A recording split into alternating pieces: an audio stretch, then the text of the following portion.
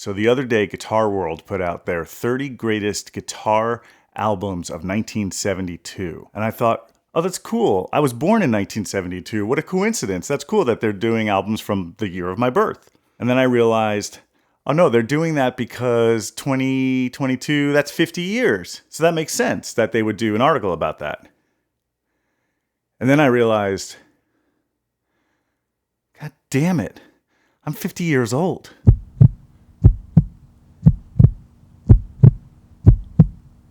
So upon returning from purchasing this bad boy, I sat down and read the article, and here are some of the highlights.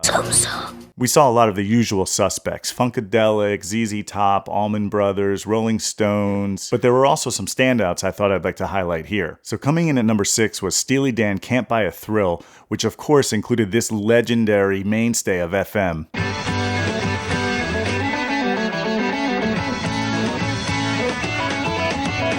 So in that live video, you see Denny Diaz and Jeff Skunk Baxter trading off lead and rhythm and solos. But on the studio album, of course, we had Elliot Randall playing that blazing guitar solo on Reelin' in the Years. And the lore is that Elliot did the entire thing in the first take, one take. That's it. Jimmy Page once said that the solo for Reelin' in the Years is his favorite rock solo of all time. Coming in at number 2, we've got Ziggy Stardust and the Spiders from Mars. And I'm so excited that this went all the way up to number 2 on this list because it gives us the chance to celebrate Mick Ronson.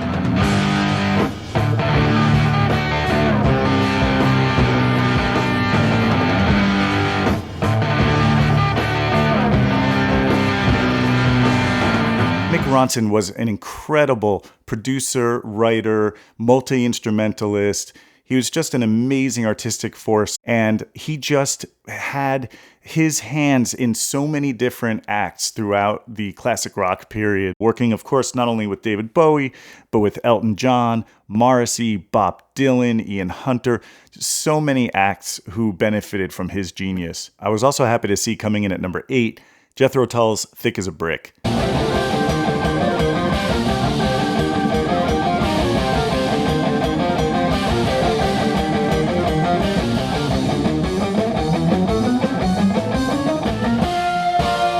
This 45-minute opus is just one of the most amazing single pieces of all time.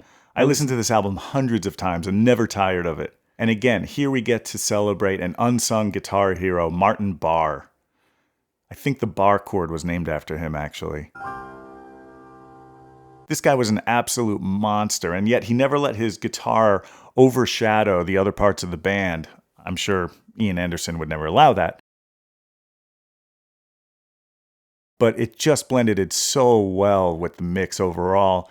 And it was so melodic and had a little bit of, the classical and madrigal to it, but also just totally rocked hard.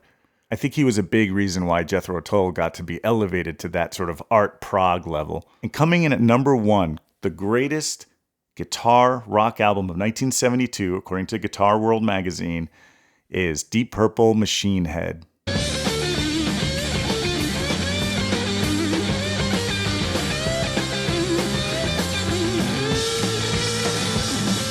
I think this one came as no surprise. Ritchie Blackmore is and always was just an absolute monster. And he, more than almost anyone else, knew how to create incredible riffs in all the bands he served. But again, he knew how to do it tastefully. He knew how to lay back and allow someone like Jon Lord to take over and provide the melodic line on the organ.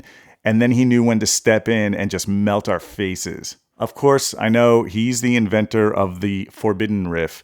But think about the solo in Smoke on the Water. That is just unbelievable. It's so tasty, so perfect.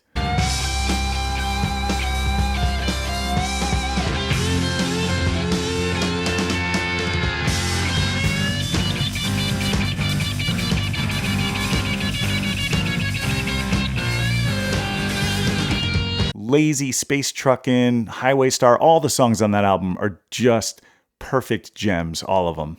So I really can't argue with the writer's choice of Machine Head at number 1 here. But now I want to point out just a couple other things. So first we have the band Fanny with the album Fanny Hill. Fanny came into popular consciousness a few years ago when a documentary came out about them called Fanny, The Right to Rock.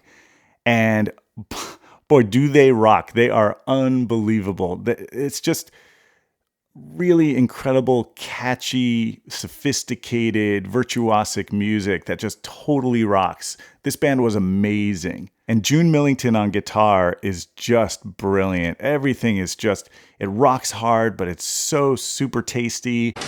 There's that word again. Tasty and artistic. They are quite the band. Here's them doing a cover of the Beatles' Hey Bulldog, which is on the Fanny Hill album. And finally, when you think of Donny Osmond, do you think of this? Good evening and welcome to our show. Tonight, our guests are Cindy Williams, the Osmond Brothers, Charlie Pride. Of course you do. But before he started his TV variety show, Donny was actually part of the Osmonds, where he and his brothers, they had an album in 1972 called Crazy Horses. Please check out this album. It's really amazing. Here's the title track. There's a message floating in the air, from crazy horses riding everywhere. It's a warning, it's in every tongue. Got to stop them crazy horses on the run. What a show, there they go, smoking up the sky, yeah. Crazy horses, all that riders under you and I. Crazy horses. Crazy horses. Never stop and they never die. They just keep on pumping how they multiply.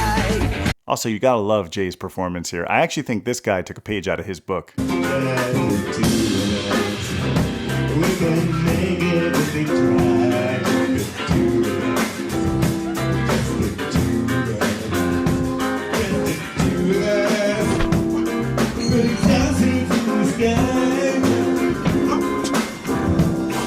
All right, so those are just a few of the acts I wanted to highlight of this Guitar World Greatest 30 Guitar Albums of 1972. Please see the full article in this link below and let us know in the comments which of the albums you think was your actual favorite guitar album of that year. As always, thank you so much for joining us at Strange Device. Please check below for our links to our Instagram and our Etsy store. Thank you so much. See you at the next video.